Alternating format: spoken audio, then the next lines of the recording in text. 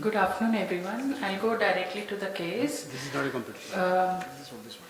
So the first case is a 55-year-old female who came with redness in the left eye associated with pain since the past 15 days. This patient actually she came 1.5 years back with episcleritis, and I have given a topical NSAIDs and it got relieved, and after 6 months again she came with the episcleritis. Because there is recurrence of episcleritis, I tested her, I investigated her, and I only positive finding was MAN2 test positive. So I sent for the pulmonology and we have done the other tests also. But all were normal, the chest x-ray, everything came normal, and the pulmonologist told you term it as ocular tuberculosis, then I'll start the ATT. For episcleritis, I felt a little hesitant to term it as ocular tuberculosis just on the basis of MAN2 because it's an endemic region. So I've given a topical short steroid and I've asked her to come back again after for the review. Again she came 6 months later, but there was tortuous and elevated episcleral vessels in the left eye with the elevated and edematous appearance of the sclera at the temporal quadrant, and we kept the diagnosis of anterior scleritis. And then again we have investigated, and again she has got MAN2 positive and other tests. In pulmonology, the chest x-ray, the lungs were clear, and positive quantiferin also. So now before starting ATT, again I have taken a second opinion from a higher center, and even they told yes, we have to go for the ATT, and we have started ATT along with the topical corticosteroids. So the conclusion from this case is, in case of recurrent episcleritis or scleritis, a MAN2 positive raises a suspicion of ocular tuberculosis. Second opinion should be taken before starting ATT, which gives a clinical reassurance for me and even for the patient also to start on the ATT. Second case is a 20-year-old male patient who is a BTech student.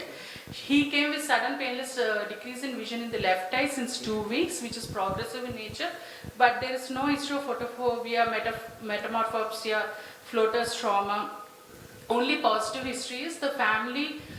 His father is a known tuberculosis patient. That is the only positive history in this case. And on examination, the vision in the left eye was CF 4 meters and not improving much.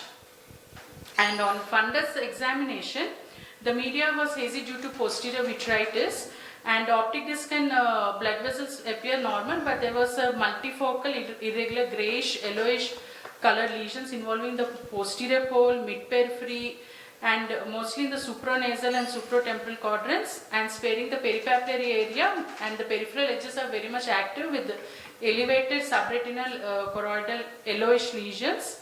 And so we kept a diagnosis of serpiginous like choroiditis. We have done a B scan and OCT.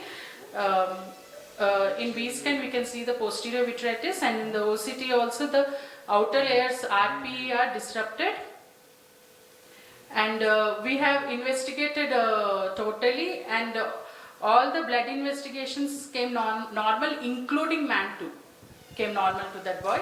But still we have started with oral corticosteroids, prednisolone 60 mg, and along with topical prednisolone, and we have referred to the pulmonologist, and we have told the patient also and the patient father that we have to start on ATT.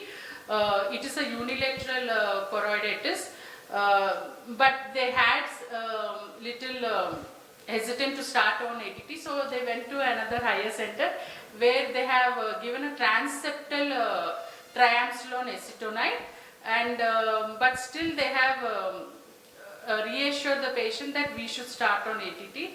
So again the patient came back and we have started the ATT treatment in this case, along with the oral corticosteroids. And on next visit the edges are all have relieved, and they have become inactive.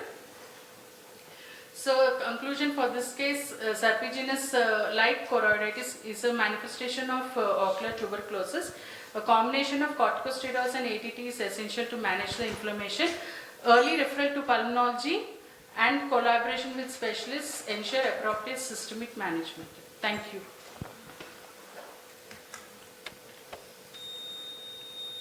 Good. So Dr. Gayatri, Yes. in that first case, did you think of getting an antigen testing done from the conjunctival sac? From the anterior From the conjunctival sac? No, sir, I don't. You should have. Because there has been a report on this also. I mean, antigen testing for tuberculosis from the conjunctival sac. They have found positive in many of those cases in which you are suspecting a tubercular etiology.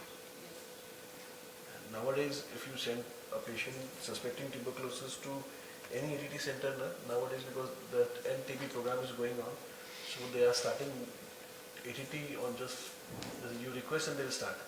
Yes. It's like that now. Thank you.